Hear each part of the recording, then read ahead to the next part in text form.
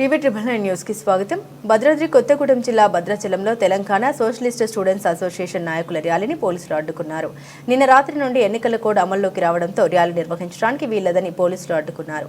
పోలీసులకు టీఎస్ఎస్సీ నాయకులకు మధ్య వాగ్వివాదం చోటు చేసుకుంది. డిగ్రీ కళాశాల నుండి అంబేద్కర్ సెంటర్ వరకు వచ్చిన నాయకులు అక్కడితో ర్యాలీ విరమించుకున్నారు. అంబేద్కర్ విగ్రహానికి పూలమాల వేసి ర్యాలీ ఆపివేశారు. ప్రభుత్వ కళాశాలలో చదువుతున్న విద్యార్థుల స్కాలర్షిప్లు, ఫీజు రియంబర్స్మెంట్లు ప్రభుత్వం విడుదల చేయకపోవడంతో విద్యార్థులు ఇబ్బందులు పడుతున్నారు అన్నారు. దాదాపు 8,000 కోట్ల నిధులు విడుదల చేయాల్సి ఉండగా అరకొరగా నిధులు విడుదల చేసి విద్యార్థుల్ని ఇబ్బందులు పెడుతున్నారని ఆగ్రహం వ్యక్తం చేశారు.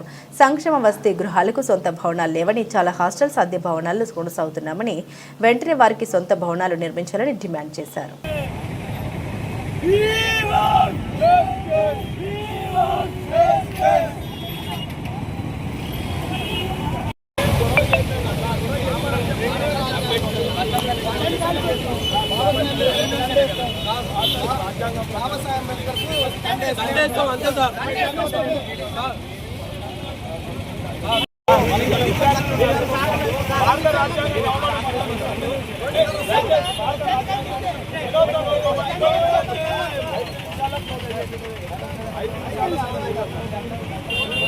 వర్ధిల్లాలి భారత రాజ్యాంగం,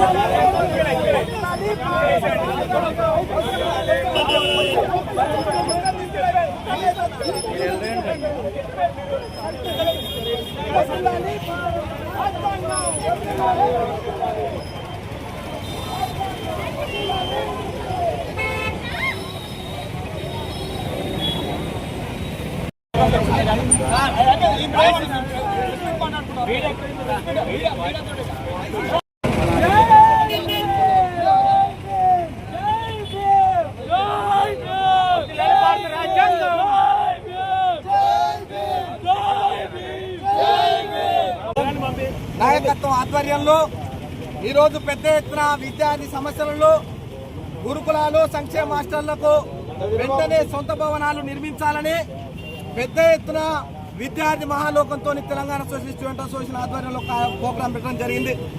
ఈ యొక్క ప్రోగ్రాం డిసైడ్ చేసి గత 2 నెలలు అవుతుంది. రాష్ట్ర వ్యాప్తంగా వందలాది మంది విద్యార్థులను కలుపుకొని మేము పెద్ద ఎత్తున ఉద్యమానికి సిద్ధమైనాం. మేము అన్ని ఏర్పాట్లు చేసుకోవడం కూడా జరిగింది. మేము వేలాది మందిని సమీకరించుకున్నాం.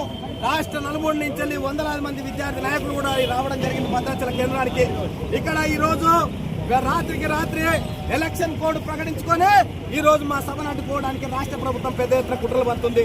ఖబర్దారు ప్రభుత్వ పెత్తందారులారా, విద్యార్థి సమస్యలు వెంటనే పరిష్కారం చేయాలి. లేకపోతే రానున్న రోజులలో మీరు గ్రామాలలో ఎట్లా ఎదుగుతామని మీ భర్తమవుతామని తెలంగాణ సోషలిస్ట్ స్టూడెంట్ అసోసియేషన్ తెలుస్తుంది. కాబట్టి ఏ మాత్రం చిత్తశుద్ధి ఉన్నా మీరు పెండింగ్ లో ఉన్న 8,000 కోట్ల రూపాయలు వెంటనే విడుదల చేయాలని తెలంగాణ సోషలిస్ట్ స్టూడెంట్ అసోసియేషన్ తెలియజేస్తుంది. కాబట్టి వెంటనే మీరు సంక్షేమ హాస్టల్ గురుకులాలకు సొంత భవనాలు కట్టాలి. సంక్షేమ హాస్టళ్లకు సొంత భవనాలతో పాటు సంక్షేమ హాస్టళ్లకు మెయిన్ ఛార్జీల్లో వర్కర్ల పెండింగ్ జీతాలను కూడా వెంటనే విడుదల చేయాలి.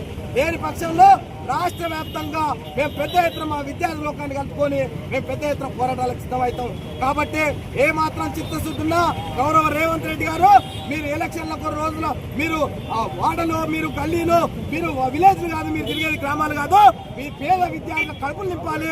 పేద విద్యార్థులు చల్లకు, దోమలకు అనేక ఇబ్బందులు పడుతున్నారు. కాబట్టి మీరు పేద విద్యార్థుల పక్షాలు ఉంటారని మీరు సభల్లో గొప్పలు చెప్పుకోవడం కాదు, బైకుల మీద మీరు డబ్బాలు కొట్టడం కాదు, మీరు కుగ్రామాలకు వెళ్ళి ఇలాంటి ఆరుమూర భద్రాచల కేంద్రాలకు వచ్చి మీరు ఇక్కడ ఉన్న ఎస్సీ ఎస్టీ బీసీ విద్యార్థుల యొక్క సమస్యలను పరిష్కరించాలని నేను రేవంత్ రెడ్డి గారికి తెలియజేస్తున్నాను.